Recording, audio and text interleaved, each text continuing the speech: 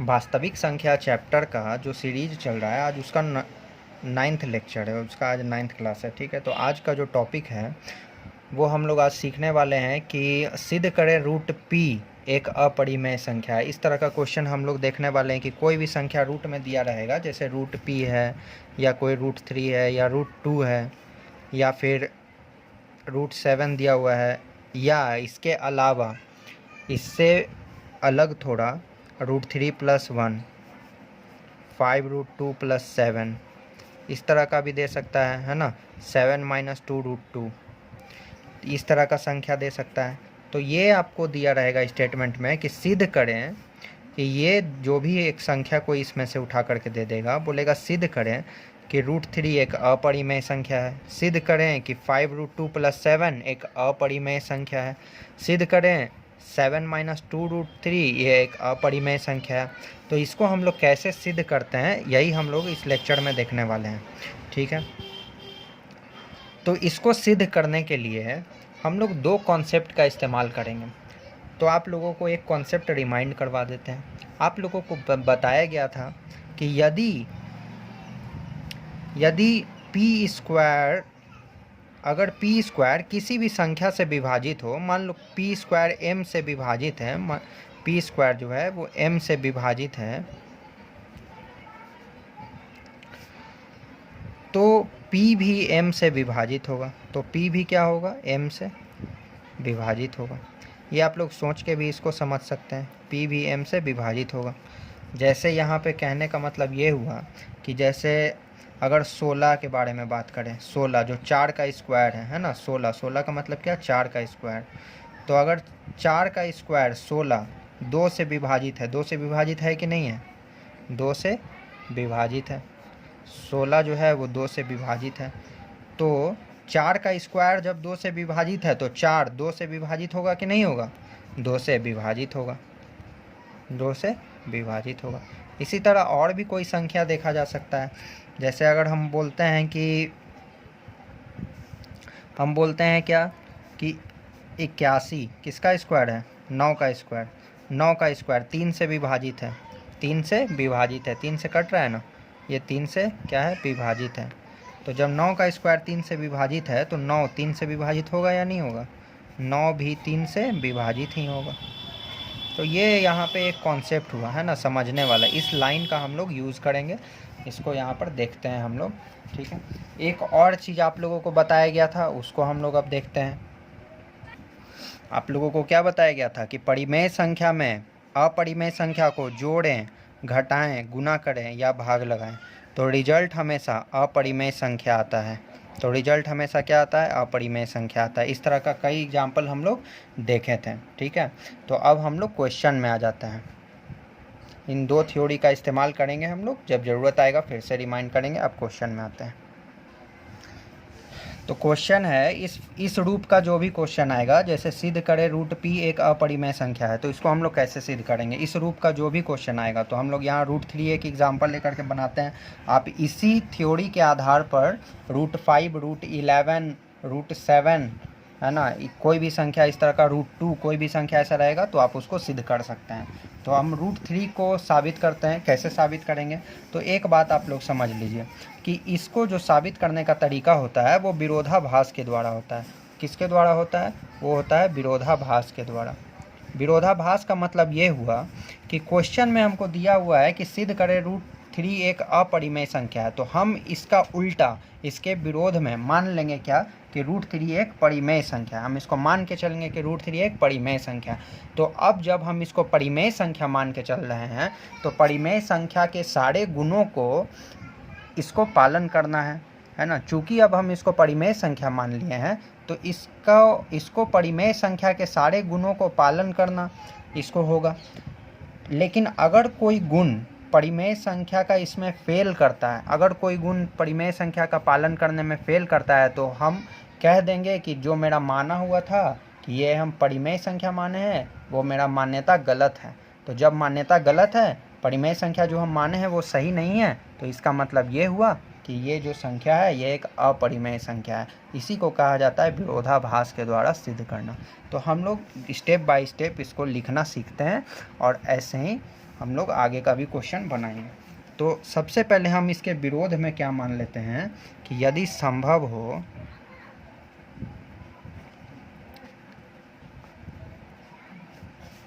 तो मान लेते हैं कि क्या मान लेते हैं कि √3 एक परिमेय संख्या है। हम इसको क्या मान लिए कि √3 एक ऐसी संख्या है, परिमेय संख्या मान लिए। तो जब √3 एक परिमेय संख्या है तो हम लोग √3 को क्या लिख देंगे, p/q, क्योंकि ये एक परिमेय संख्या मान ली है तो इसको हम क्या लिखेंगे, p/q, जहाँ p और q क्या है, pq पूर्णांक है, जहाँ pq पूर्णांक है। और इसका परिमेय संख्या का एक और गुण होता है, उसको क्या है, उसको भी यहाँ फॉलो करवाते हैं। तथा p एवं q में कोई उभयनिष्ठ गुणनखंड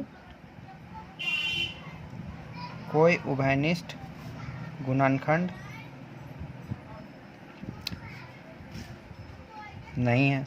अब परिमेय संख्या का तो ये गुण होता ही है कि p और q पूर्णांक होता है तथा p एवं q में कोई उभयनिष्ठ गुणनखंड नहीं होता है। तो यहाँ पे हम इसको परिमेय संख्या मान लिए, जहाँ पे ये सारा गुण ये फॉलो कर रहा है। ठीक है, तो अब यहाँ क्या करते हैं, दोनों ओर वर्ग करते हैं। दोनों ओर वर्ग करने पर जब दोनों ओर हम स्क्वायर कर देते हैं तो √3 = p/q है। इसको स्क्वायर हम जब कर दिए तो यहाँ पे 3 = हो गया p²/q।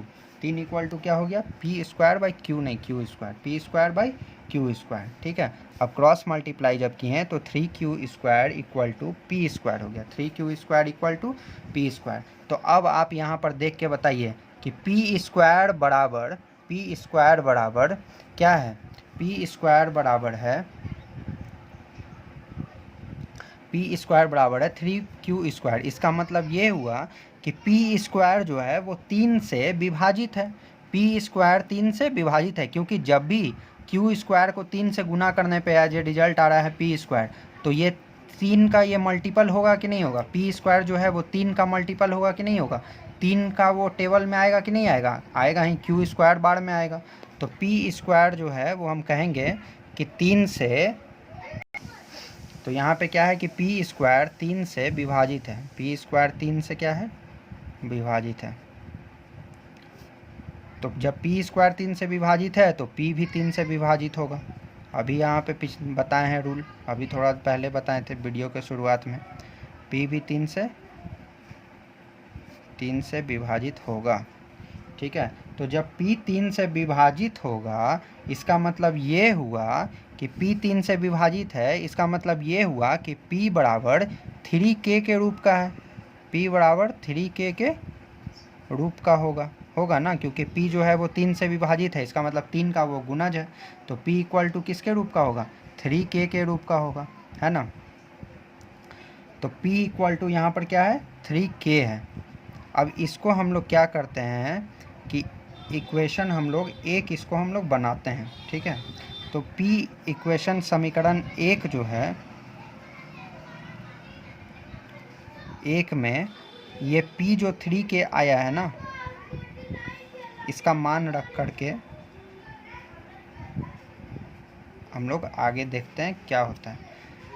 तो समीकरण 1 था 3q² = p²। अब जब p के जगह पे हम रख दिए 3k का ये होल स्क्वायर हो गया और ये हो गया 3q², तो ये 3q² = 9k² हो गया। ठीक है, तो q² = 9k²/3 मतलब 3k² हो गया। तो यहाँ पर जो क्या आ गया, q² = 3k², यहाँ क्या आ गया, q² = 3k²। तो q² में भी हम लोग क्या पाए हैं कि q² जो है वो भी 3 से विभाजित है कि नहीं, क्योंकि q² है वो भी 3k² मतलब 3 × k² है, तो q² भी 3 से क्या है, विभाजित है। तो हम लोग क्या देखें अभी कि q² 3 से विभाजित है, q² 3 से विभाजित है। तो जब q² 3 से विभाजित है तो q भी 3 से क्या होगा, विभाजित होगा, q भी 3 से विभाजित होगा। तो यहाँ पे ये पता चला कि p भी 3 से विभाजित है और q भी 3 से विभाजित है। P भी 3 से विभाजित निकला और अभी Q भी 3 से विभाजित निकल गया। तो 3 जो है वो P तथा Q दोनों का, P तथा Q का उभयनिष्ठ गुणनखंड है, क्योंकि ये दोनों को विभाजित कर रहा है।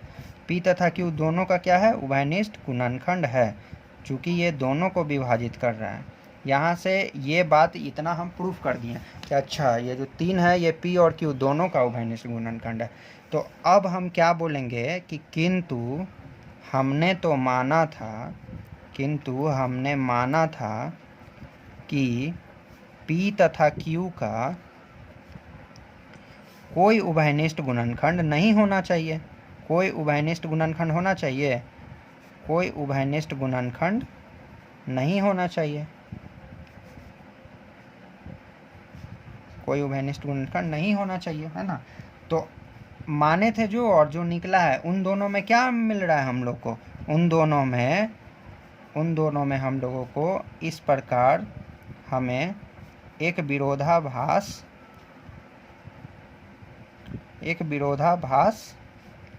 मिलता है। इस प्रकार हमें क्या मिलता है? एक विरोधाभास मिलता है। तो हम लोग विरोधाभास मिल रहा है, इसीलिए हम लोग कह देंगे कि अतः हमारी मान्यता, मतलब जो हम माने थे, हमारी मान्यता गलत है। हमारी मान्यता गलत है। इसका मतलब क्या हुआ? इसका मतलब ये हुआ, अर्थात जो √3 को हम लोग एक परिमेय संख्या मान के चल रहे थे वो गलत है। इसका मतलब √3 जो है वो कैसी संख्या है? एक अपरिमेय संख्या है। ये हो गया साबित। तो इस तरह का क्वेश्चन जो होता है वो स्टेटमेंट का खेल होता है। आप स्टेटमेंट लिखिए, विरोधाभास के द्वारा साबित कर दीजिए, ठीक है। अब एक दूसरे टाइप का सवाल हम लोग देखते हैं कि वो कैसे होता है। तो देखिए अब इस तरह का क्वेश्चन हम लोग देखते हैं। इसमें दे रहा है क्या कि सिद्ध करें 3 + 2√5 एक अपरिमेय संख्या है। तो ये थोड़ा एक कॉम्प्लेक्स वाला हम ले रहे हैं, बाकी आसान वाला आप लोग के लिए होमवर्क रहेगा, ठीक है। तो पहला यहाँ पे सवाल दिया हुआ है कि सिद्ध करें 3 + 2√5 एक अपरिमेय संख्या है। तो हम लोग सेम विरोधाभास का कॉन्सेप्ट लगाएंगे। तो हम लोग इसका उलट मान लेते हैं, यदि संभव हो तो हम क्या मान लेते हैं? तो मान लेते हैं कि 3 + 2√5 क्या है?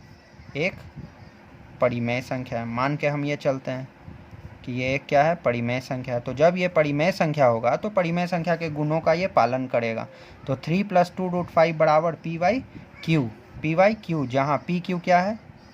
जहाँ P तथा Q क्या है? P तथा Q पूर्णांक है। यहाँ पे हम लोग पूर्णांक के कॉन्सेप्ट से ही इसको साबित कर देंगे। इस तरह के क्वेश्चन को बनाने का तरीका हम लोग थोड़ा सा अलग करेंगे और आसान हो जाएगा, ठीक है। यहाँ पे हम लोग पूर्णांक के कॉन्सेप्ट से ही कर लेंगे।